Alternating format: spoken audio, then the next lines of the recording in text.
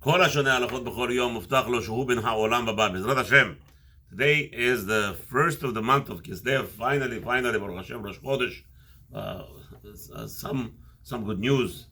Rosh Chodesh of Kislev, the month of celebrating of Bezrat Hashem, the Torah, renewal of the Torah, Baruch Hashem, Kabbalat the Torah from the beginning with a new light, constantly illuminating.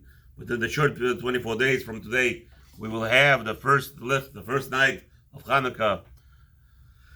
For the past almost 40 days we were suffering, but Bezrat Hashem help. There's no more suffering from now. We should send us Mamash Yeshua Gedolam Mehera, quickly redeem all the captives, wherever the Jews are, anywhere around the world. As Baruch Hashem evident many times at this time in the past history was.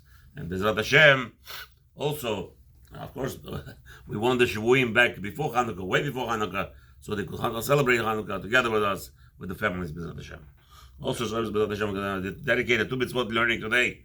The Mitzvah number 101. We are talking about the Meir, the robe of a Cohen Gadol. It is prohibited to rip it. And also the Mitzvah number 102, where a Kohen is obligated to partake, actually eating from a Korban, Chatat, a sin offering, in order to complete its purpose of the whole sin offering. The main element is obviously throwing the blood, but amongst that, if the Kohen doesn't eat for it, it's also a problem. So the Torah commends, therefore the Torah commends Kohanim to eat it, and they get a reward for it, and only then, once they eat it, the sin will be forgiven from the person who brought this korban to the Beit HaMikdash. So these two mitzvot discussions today will be, as we already said, will be Mukdash for Hashem returning all the captives. Also, Hashem should, Bezrat Hashem, use this Limud Torah for Lului Nishmat, all the people who have died from this world, all the Jews, without anyone who davens for them, who will elevate their souls. Hashem should use our limud, our learning for that purpose, Bezrat Hashem. And also, Bezrat Hashem, Refuah Shlema to all the people, all the Jews who have been harmed in any way, who have any suffering, physical, mental, spiritual. Hashem should give them Refuah Shlema. Amongst all the Jews, also we'll pray with Daven for specifically the names that we always mention. Some of them we forget, but Hashem knows who they are. Also Chaya Batley, Yosef Chaim Ben Mafrat, Yaakov Ben Daniel Ben Angela, Amnon Ben Osnat, Amnon Ben Bilha, Rahamim Ben Fricha, Shana Ben Rosa, Yom Tov Ben Rivka, Esther Bat Julio, and Bezrat Hashem, many those that need Refuah Shlema. So let's start. Mitzvah number 101. Shelo leachrit pi hameir shel Kohen Gadol. The most common tear and wear, I guess, of the ropes, obviously, will be around the openings. So the Torah tells us right away we have a prohibition of making if anybody who tears there. We're talking about obviously on purpose. We're not talking about somebody did it by mistake. Shenemar in the Torah, chapter 28 in Shmot, pasuk 32, lo yikareah. Okay, so that's the quote we're going to be talking about. Lo yikareah means it shall not be ripped. The pasuk goes like this: והיה פי ראשו בתוכו, שפה יהיה לפיו סביב למעשה הורג, כפי תחרה יהיה לו, לא יקרע. So the pasuk tells us that the opening would be, I guess, with the head, where he puts it on there. That will be like a lip around it, around like we have lips around looks like a lip or something, a special sewing around the openings where the Kohen puts in his hand, puts in his head, put on the rope. Over there, you have to be very careful, it shall not rip. Okay, that's the pasuk. B'shosha mitzvah, and that's the commandment. The commandment is that you cannot go there or say pull, chas shalom, somebody pulls his shirt down, and what comes to my mind, when I was growing up, the Abdil wrestling, right? Hulk Hogan takes his shirt and he rips it, right? So so something like that. We're talking about a Kohen is not going to be allowed to stretch from over there to rip his robe. B'shosha mitzvah. Again, now come to think about it, the Kohanim did not wear tzitzit while they were serving in the Beit HaMikdash.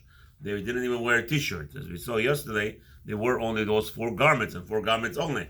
There was no underwear. There was the pants, the pants made out of linen. Then the robe that was straight on the skin. And then they said the belt and the head. That's it. There's nothing, no extra socks, nothing. Kohanim just wear those 4 things. So now this is obviously during the service, and they were allowed to wear. Then they did not require them to wear tzitzit because again of the strenuous work that they were doing, it would not be permitted for them.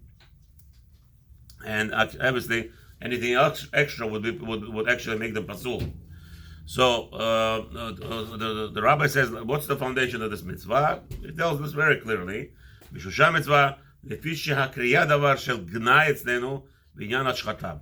We have to understand that we yesterday we spoke the formation, the unity, not just the unity, the perfection of the Kohanim and all the kli, all the dishes, all the utensils, everything in the Beit HaMikdash was so perfect that the Kohen has to look like a model. And over here we want to make sure, same thing, that he's not gonna rip his clothing, chas v'shalom. ואף כי בפי הבגד נתרחקנו מן הדבר והוזהרנו עליו ולאו כדי שילבשהו הלובשו באימה ביראה ובנחת בדרך כבוד. So same thing, especially where the openings are, where the Kohen puts in his head, where the Kohen puts in his hands. He has to be so meticulous that he should be done with caution, and he has to understand that he's putting on the clothes of serving Hashem as a messenger of the human beings of Am Yisrael, and he has to know to do it with a lot of awe and inspiration, and obviously not to come even there where it's very common for a person to stretch his neckline shirt or his where his hands go in. There he should do it with such a fear, nothing should rip. And he should be very careful and scared not to rip it or to stretch it in any way that will make it not any more perfect beged, a perfect cloth that it should not look presentable. Prohibition of ripping the clothes of a Cohen with what's his name? I wrote Cohen Gadol by mistake. No, it's not Cohen. Any Cohen, any Robe of a Cohen. Yeah, okay. It would even apply for a woman, a wife. Let's say she does laundry. She has to be very careful not to rip it. כלומר, שכל מי שקראו בין איש בין אישה או אפילו הכריחתו במספריים במזיד לוקה. To teach us that even if, let's say it's obviously while it's usable, usually the clothes, if it has any more that it cannot be used properly, then in that case it would be put aside. But in this case, if it's obviously we're talking about clothes that are still used, and even a person went ahead and ripped it on purpose or did anything that will disqualify it on purpose, and he was given a warning, he or she would get automatically 39 lashes. Mitzvah number 102. Mitzvah achilat basar chatat v'asham. So now we have an obligation for Kohanim to eat of the offering, of the sin offering of a human being in order to atone for the sin of another human being. So you're going to say, what kind of mitzvah is this? What are we talking about here? Kohen, right? This person sins and the Kohen has to eat. So maybe that's going to be a reason that the Torah commands it, because the Kohen might say, why, this guy sinned and I have to eat from it, or something like that. So the Torah tells us, particularly in that case, that's why Torah tells us that he must eat, because otherwise the Kohen might think it's his choice. Well, let's learn. The Kohanim are obligated to eat some of the meat from the sin offering. Now, what's the sum? How much? Okay, Asham, like a sin, as it says in the Torah, Shmot chapter 29, pasuk 33. That they should eat. Here's the whole pasuk. And they will eat from it. That will be the atonement for them. In order to fill their hands and to sanctify them. And then there is going to be prohibition a stranger is prohibited from eating it. So, but a Kohen must eat it. So, okay. We're trying to figure out how much is. מסתם כזית. בהם אמרו חכמים זכרונו לברכה, כהנים אוכלים ובועלים מתכפרים. Okay, maybe the Rabbi will tell us later how much they have to eat. Okay, in the Medinei Mitzvah. So the Rabbi continues here, ואכלו אותם להשם קורבן, ואמרו זכרונו לברכה, in the Sage Torah's Pesachim, page 59, מסכת Pesachim, second side, כהנים אוכלים ובועלים מתכפרים. The כהנים אוכלים מזה, the Kohanim have to eat from it, and the Baalim and the owners have atonement. בעניין מעשה החטאת והאשם, איך היו עושים אותן, ומקום וזמן אחרתן. And the way to fulfill this mitzvah of the sin offering, or a guilt offering, how to fulfill this mitzvah, and the specific place, בסדר שלו, נכתבנו בעזרת השם. We will discuss it when we get there in the mitzvah numbers 138 and 140. Okay. וכלל הדבר שכל בשר הוא קורבן החטאת והאשם היה נאכל לזכרי כהונה. כל דבר שכל בשר הוא קורבן החטאת. So from all the meats of the sin offerings, the rule is that the Kohanim must take from it, eat from it, the males. חוץ מן האמורין שבהן ואין לבעליהן בהם כלום. Okay, except for all the particles that are inside of that nobody's allowed to eat from it. ושם, and also over there, in mitzvah number 138, יפרש גם כן מה הן האמורים. What are the particles that are called emurim? We will discuss that are inside of the korbanot. We will discuss there in mitzvah number 138. But let's discuss now the part of today. Specifically, we're talking about the partaking of the Kohen. Today's mitzvah is specifically where the Kohen partakes and eats from the korban, from the sin offering, for the atonement of the owners. ובכלל, מצוות עשה זה, גם כן שיוכלו חלקם המגיע עליהם מן כל הקורבנות שנקראים קודשים קלים. Also within this mitzvah, we're discussing also, according to Rambam, will be included all the other korbanot, the light, so to speak, light holiness that are added to them, and the Kohanim, they must partake from them. התרומה בכלל המצווה, and also eating of the truma. Truma is the first separation by Israel, regular Jew that gives a truma. It's also included in this mitzvah number 102 for the Kohanim as well. בעולם אין אכילת קודשים קלים ותרומה כמו אכילת בשר חטאת ואשם. However, the commandment and the fulfillment of the mitzvah level, obviously it's different, not as much as the one that we're talking about right now, specifically where he is, it's incumbent upon him to eat the sin offering. For instance, a Jew who grows, let's say, wheat, grew 1 million pounds of wheat, gave 2% to Cohen as a truma. Very nice. A Cohen is not obligated to eat in order for Israel to fulfill his mitzvah. A Cohen got it. As soon as the Cohen got it, that's it. That's enough. Over here, however, it's more than a truma. It's more than just giving it to a Cohen. You have to make sure he eats. And if he doesn't eat, then the sin offering has not accomplished anything. So a person brought a goat, cost them $300-400. He brought it to the Beit HaMikdash. Cohen did the shchita, did the zrika, they took the blood and they threw it. Now the question is, did the Cohen to eat a bite, at least kazait, or we'll see how much he has to eat. But let's say he has to eat something. If not, then he has to do LaHaShem, make a shish kebab over there, eat something of it, and this now will constitute a total forgiveness for his sin of the individual who brought the korban. But the Kohen has an obligation. By truma and other korbanot, kalim truma, כמו שאכילת בשר חטאת ואשם, okay, let's say the truma and kodashim kalim, all other offerings that the Kohen partakes, or even let's say the shok, not the shok, the 3 parts, 3 parts or 4 parts, the Jews, when they did shchita, we gave something to Kohanim, always, from all the shchita. The Kohanim used to get free meat, yes, free meat from all the Jews. Regular meat has nothing to do with the Mikdash. That's what LaHaShem said, when we do shchita, we have to give something to Kohanim. Now, you might say the Kohanim has to eat from it before the owner eats from it, from his shechted animal. It's not true. It's not the same. שבאכילת חטאת ואשם תושלם כפרת המתכפר. But in reality, why the Cohen, to complete the korban, to complete the sacrifice, he has to eat it, the Cohen, in order for the completion of the sacrifice. כמו שאמרו, as I say, just told us, the Kohanim אוכלים ובעלים מתכפרים. The Kohanim partake from it, and the owners have to, they get forgiven. However, ואכילת קדושים קלים מדרובה, לא יוסיף ולא יגרע במצוות המקריב והנותן.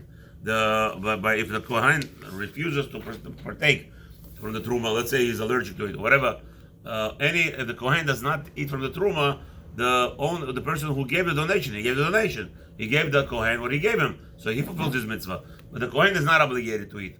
But over there, where there is a korban chatat, where there is a sin offering, the Kohen must eat from it in order for the owner who donated this sin offering to be forgiven. משושי המצווה, היסוד הקבוע אצלנו, כי כל פעולת הקרבנות להכשיר מחשבותינו וכוונותינו לטוב. The foundation of this mitzvah, we have to understand again, the Rabbi will stress that the whole purpose of the korbanot, not that Hashem requires it, it's to cleanse our thought process. Remember, en Adam chote ela nichnas lo bo ruach shlut. Why does a person sin? A guy went ahead and he did Avirah. Why did he do Avirah? Because there is something in his mind that clung there. There's some kind of cancer clung into his mind, and now it's feeding off his mind, and that's the Chachamim say. It's the person became like a meshugina, became like a crazy guy. So he did a sin. So in order for him not to continue the sin, what must he do? He must do teshuvah, and he has to go through a cleansing process in order to take out the cancer. So let me know, cancer operation, a whole big operation. They go through radio activity, sometimes radiation. A person goes through mamash hell just to kill those bad cells, the cancer cells. So to here, there has to be a process. And what's the process? The process is with vada. He comes in and he does vidui, and he atones for his sin, and he goes through the Beit HaMikdash. He goes through the process of purity, and the korban that he brings actually is that like a radiation to take away from his neshama that the impure cancer. And the whole purpose of that is he goes through the process of the korban, the sacrifice. He puts his hand, he goes through all the emotions in order to break away that little cancer that's inside of him that's causing him to do sin. And in order to elevate, another mitzvah, point of this mitzvah is to elevate the realm within ourselves to do only good and not to have any room for the cancer to grow. Therefore,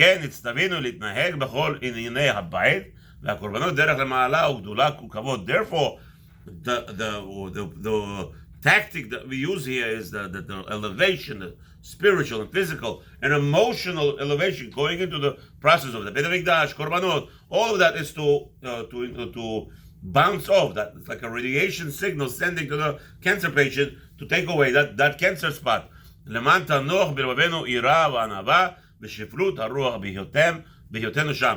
In order that we to allow the permeation of fear of sin and the power of conquering our inner desires to perform sins. And that's the purpose of what we're doing here. גם בזוכרנו אותו ממקומנו.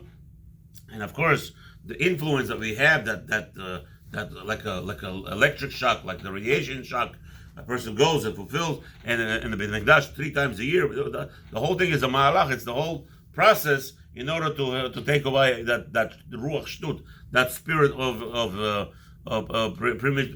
permeating for evil thought.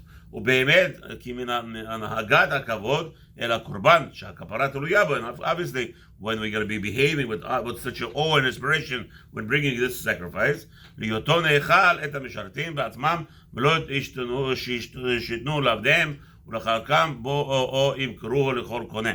And therefore, the Cohen also is forced, so to speak, to eat it himself. He cannot give it to his servants. He cannot go to the market and sell it. He has to eat it to fulfill to fulfill this severity, the severity of this concept of consuming this korban in order to what's his name to accomplish this goal. וכן מן הכבוד הוא שיאכל במקום קדוש, an additional requirement, the Cohen has to eat it in the Beit HaMikdash, in a holy place. וכן שלא ישהו ואכילתו הרבה כדי שלא יסריח והנפש קצה בו. Also, the prohibition over there involves you're not allowed to let it stay too long. We'll see later that in order for the meat not to get spoiled, and therefore the Kohen will not want to eat from it, so it has to be done very quickly. All this shows the importance of this sacrifice. The rules of this mitzvah will be discussed in their places. Okay, where we get to the mitzvah of the chatat and hasham. So let's see over here. The Rabbi wants to add something. Avodat korbanot chatat v'hasham. The rules of performing this mitzvah is discussed. Let's see. The Rabbi said it here. No. Very good. So halachot. Okay. So he said talking about if you want to look at it, Rambam in Dinei Maaseh Korbanot, chapter 10. If you want to look, we want to look deeper. We'll go into Mishnah Torah Rambam and chapter 10 of Halachot Maaseh Korbanot. Will give you more intricate details over there. The Rabbi says, okay. Obviously, this mitzvah in the time of the Beit HaMikdash only, and it's only males because they are tricked. They're doing this mitzvah and not females.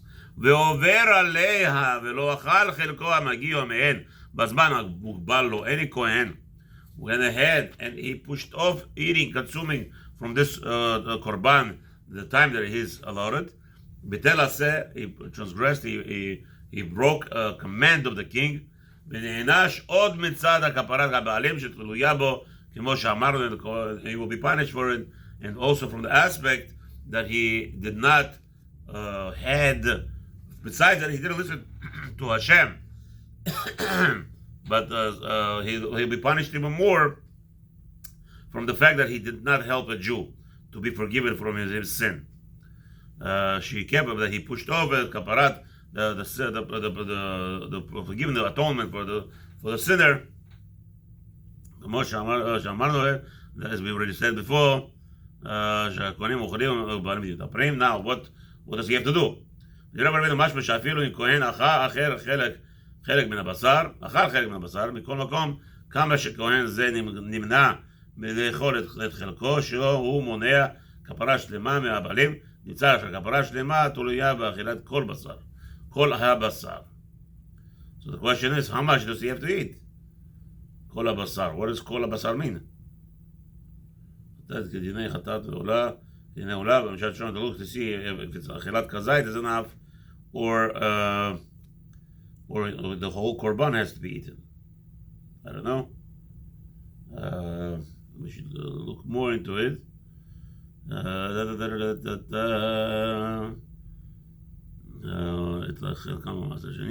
No, okay. I don't know. I can't right off the spot here. I cannot see how much the Kohen has to eat. But again, if he doesn't eat from it, he has caused I guess he has caused. First of all, there's a loss of money. Maybe he's gonna have to pay or buy another goat for the person who brought this korban. Okay, we'll see. Ramban says there is no such a mitzvah. It's part of the korbanot. There's another mitzvah that inculcates all of this together. We just discussed. That's according to Ramban.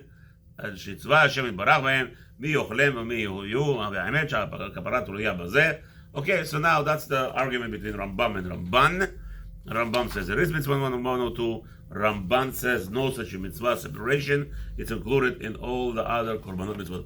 All those have to make parnasah. Should make parnasah b'shefa without any hesitation, any suffering, without any tsar, any pain. It should be all with ease. LaHaShem. Have a wonderful day.